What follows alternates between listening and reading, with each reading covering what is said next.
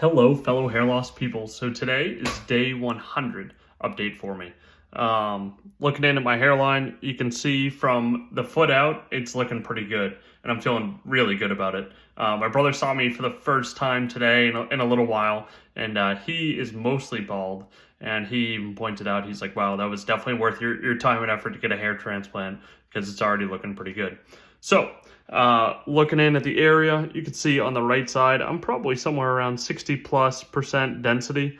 And then on the left-hand side, obviously a little bit less than that, continually. You can see in on my hairline, I don't know how well you can see that, I do have 1 or 2 doubles.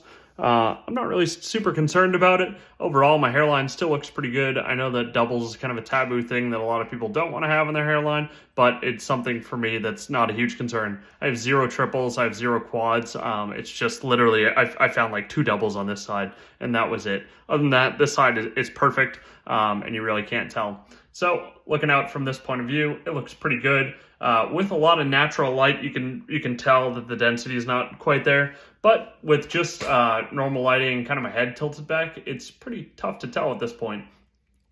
It's pretty good progress considering I'm at day 100, so I'm feeling pretty confident about it.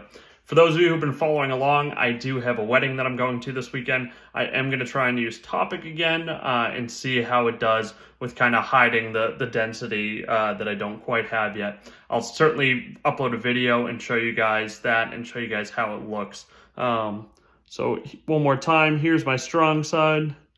Here's my weaker side.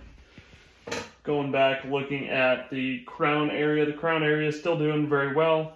And obviously my donor area is still all healed and looks pretty good.